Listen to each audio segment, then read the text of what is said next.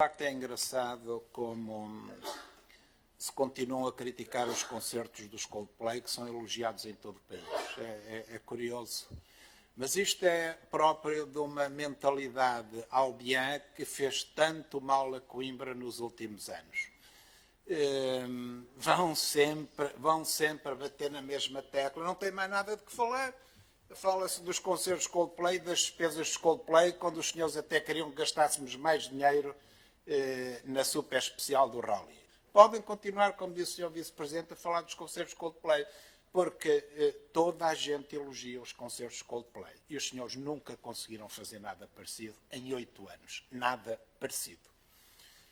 E, portanto, até nos ajudam a salientar mais a diferença. Depois insistem, criando uma falsa polémica, insistem no relatório dos Coldplay. O Sr. Vice-Presidente já respondeu. Nós apresentámos as nossas contas. As nossas contas, aliás, são claras e são simples e transparentes. Parece que querem aqui criar que nós estamos a esconder alguma coisa ou que há falta de transparência. Nós não estamos a esconder nada. As nossas contas da Câmara Municipal de Coimbra estão todas apresentadas. Se os senhores duvidam das contas da Everything is New, é problema vosso, perguntem-lhes. Nós não temos nada a ver com as contas da Everything is New, nem sabemos se tiveram lucro ou se tiveram prejuízo com os Coldplay, mas se quiserem, perguntem-lhes. Agora, acrescentámos informação e os senhores ficaram aborrecidos com a informação adicional, porque afinal, se calhar pensavam que o estádio estava melhor do que estava e não precisava de tanto investimento. Devo dizer que para mim é irrelevante se a Everything is New gastou 500 ou 550 ou 600 mil euros no estádio. É irrelevante porque isso não interferiu rigorosamente nada com aquilo que foi o nosso protocolo e com aquilo que foi a nossa estratégia de trazer os Coldplay a Coimbra. E com um enorme êxito a todos os níveis. Portanto, o que os senhores estão a levantar suspeições, que fique bem claro, e falsas polémicas, não é de contas da Câmara. E querem confundir as duas coisas. Estão a levantar falsas polémicas, falsas dúvidas, falsas questões de transparência com as contas da Everything is New. Nós não temos nada a ver com isso, até porque a senhora vereadora cita muitas leis, mas não percebe nada de leis. O estádio, num protocolo renovado por si o protocolo, a gestão do estádio está entregue à académica. Portanto, a responsabilidade do estádio, estar ou não estar em condições, é da Associação Académica de Coimbra, não é da Câmara. Nós não dissemos que os Coldplay tinham gastado X e que Everything is New tinha gastado X, Y ou Z no estádio municipal. Portanto, que fique bem claro que a gestão do estádio é da responsabilidade da académica, num protocolo renovado por si, que a senhora vereadora está a levantar dúvidas das contas da Everything is New, não é das contas da Câmara, porque para todo o processo do concerto dos Coldplay, dos 4 concertos, é irrelevante se Everything is New gastou mais ou menos. Everything is New podia ter gasto metade ou podia ter gasto o dobro. Para a Câmara, o protocolo era exatamente o mesmo. Portanto, essas falsas dúvidas de transparência que a senhora demagógica e mentirosamente está a levantar, mas nós já sabemos qual é o seu comportamento aqui na Câmara Municipal, não tem nada a ver com as contas camarárias, nem com o protocolo que nós cumprimos relativamente aos 4 concertos Coldplay que foram um êxito. A empresa, e a senhora sabe, não tem nenhuma obrigação, está uma cláusula no protocolo, de dizer à Câmara quanto é que gastou no estádio municipal. Não há nenhuma obrigação contratual. O estádio, a gestão do estádio está entregue à académica. Quando muito, façam lá as contas que quiserem entre a Everything is New e a académica. O estádio está entregue por si à gestão da académica, da Associação Académica de Coimbra, OAF. Portanto, foi entregue por si, sem contrapartidas, à académica OAF. E, portanto, aquilo que a empresa gastou no estádio não tem nada a ver com maior ou menor transparência da Câmara Municipal. É preciso sermos bem claros e acabar com as demagogias, porque só sabem fazer demagogias. Uma coisa é certa. A empresa recuperou o estádio que estava num estado lastimável, como toda a gente que lá ia sabia, e tornou-o capaz de receber 4 concertos internacionais e 50 mil pessoas por noite. O estádio não estava capaz, como toda a gente sabia. E isso foi importante para Coimbra.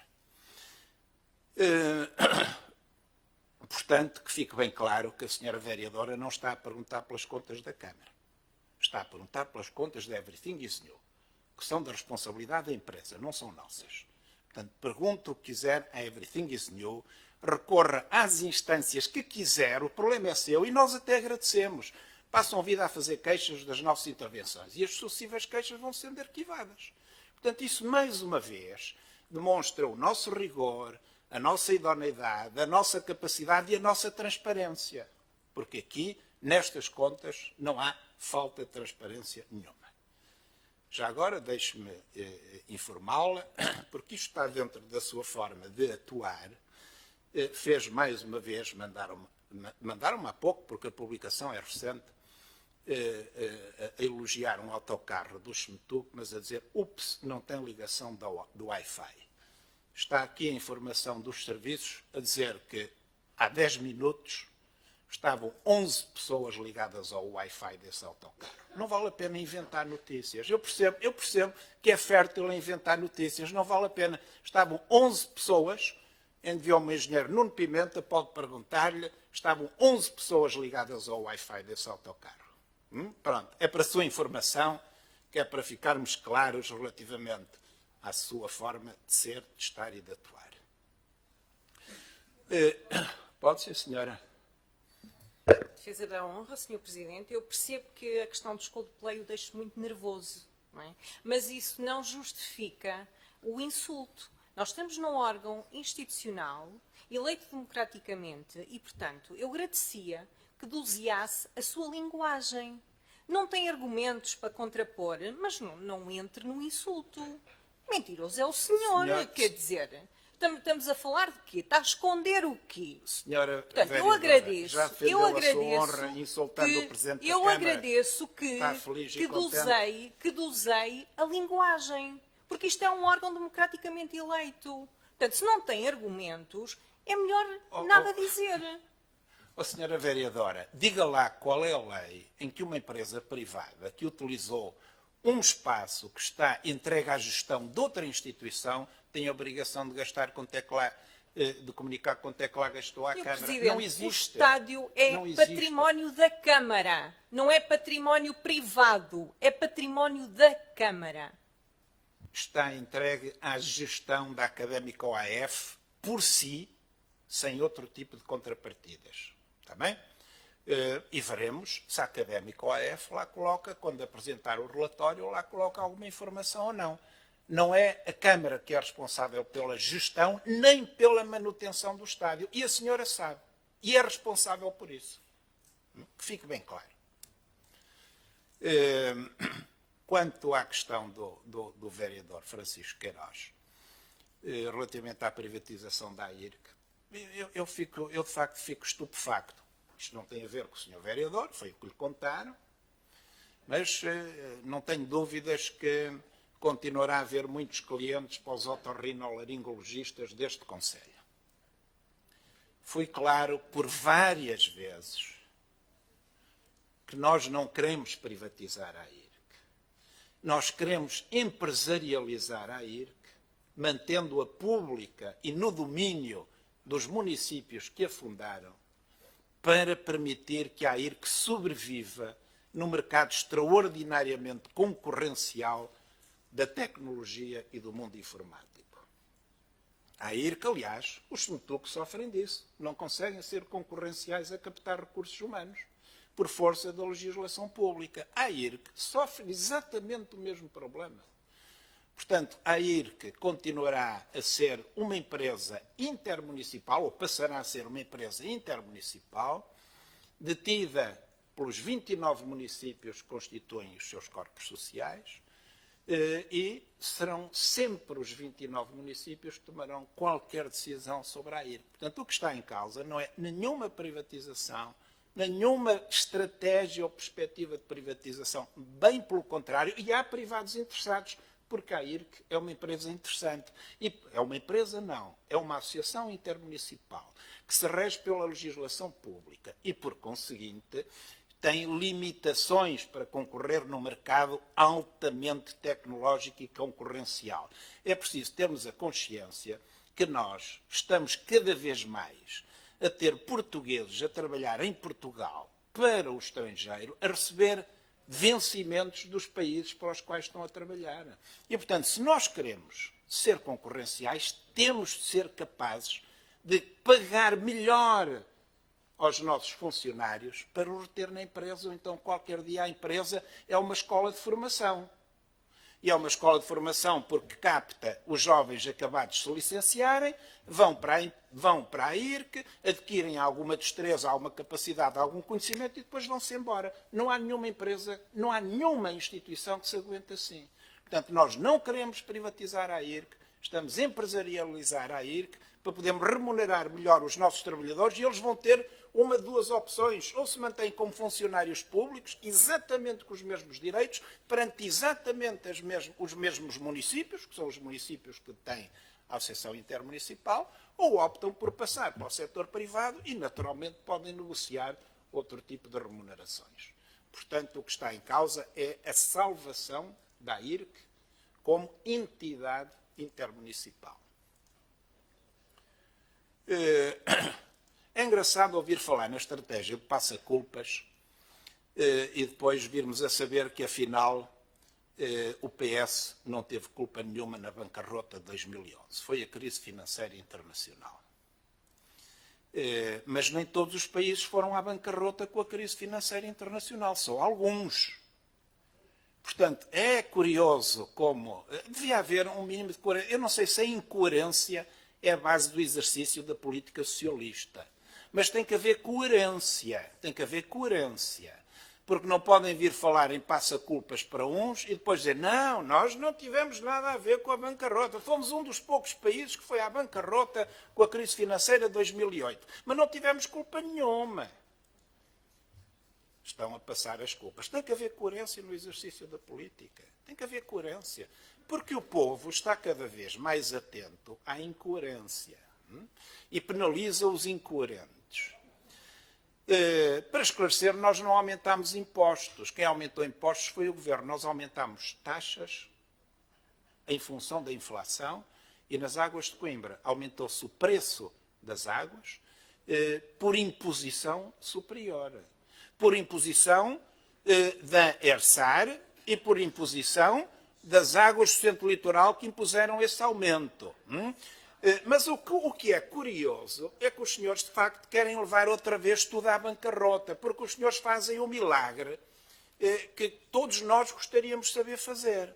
É reduzir a receita, reduzir a receita, reduzir a receita e cada vez ter mais despesa e não haver desequilíbrios. Eu não sei, eu acho que qualquer conimbricense que nos está a ouvir sabe que se lhe reduzirem o vencimento, não consegue fazer mais despesa.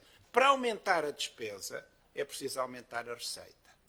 E para acompanhar o custo de vida, as instituições, naquilo que é absolutamente essencial, têm que acompanhar a inflação, porque senão estão a acumular prejuízos e, obviamente, que não podem continuar a prestar o seu serviço público. Para esclarecer também, e temos de ser pedagogos, nós não nos comparamos com municípios que aumentaram o IMI. Nós comparamos com municípios que não diminuíram o IMI. É completamente diferente. É completamente diferente. É exatamente o contrário. Braga não aumentou o IMI. Braga não diminuiu o IMI. Como os outros municípios não aumentaram o IMI. Alguns já aumentaram no passado, mas não é o caso que está aqui chamado à colação. Estamos a comparar com municípios que não diminuíram o IMI. E, aliás, foi um grande erro do meu antecessor. Baixou o IMI sem as pessoas se aperceberem disso e perdeu 4 milhões de euros de investimento por ano. E, com isso, não conseguiu corresponder às expectativas das pessoas. Agora, uma coisa é baixar, outra coisa é subir. Não temos a intenção de subir o IMI. porém, temos que dizer a verdade às pessoas. É que sem receita não há mais despesa. É simples, é um princípio que toda a gente percebe. E se a Câmara não acompanhar minimamente aquilo que são os efeitos da inflação, está a perder receita e está a reduzir. Eu sei que é isso que os senhores querem. Querem que a Câmara não tenha capacidade de apoiar as instituições e de fazer os investimentos estruturais que o Conselho necessita há muitos anos, que é para depois virem dizer, eles não fizeram. Não há milagres, e é isso que nós explicamos de forma muito transparente às pessoas. Só se podem resolver os problemas estruturais de Coimbra aumentando a receita. E só se consegue aumentar a receita ou com desenvolvimento, coisa que durante 8 anos não aconteceu, ou aumentando os impostos. Os senhores fizeram uma coisa, não desenvolveram o Conselho e reduziram o IMI.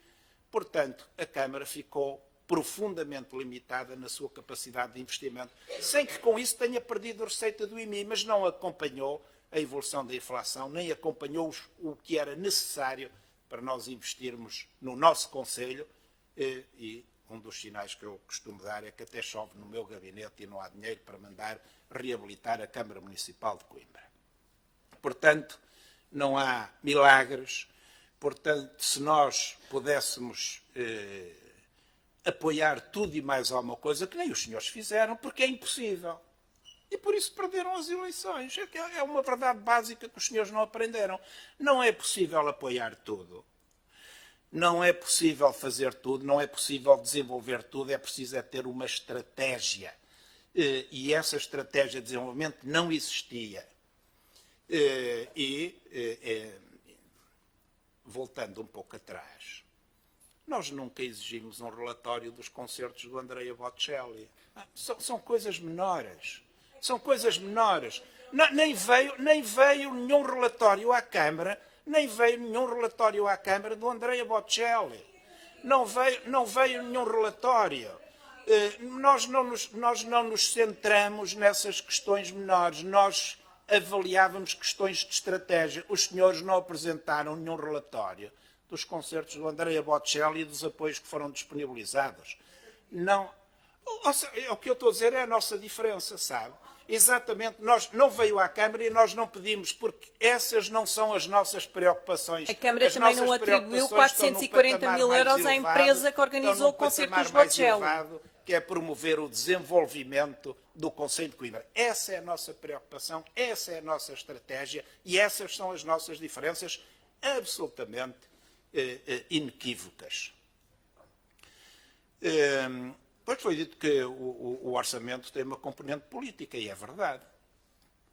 Todos os orçamentos têm uma componente política.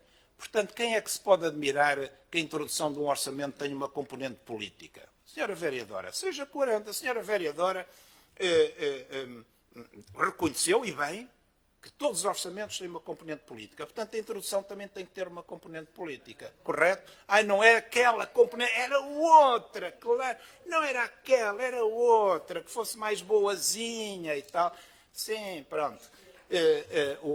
A introdução tem a componente política, que obviamente quem faz a introdução entender que deve ter, como é lógico. É curioso também virem aqui falar no abono para falhas.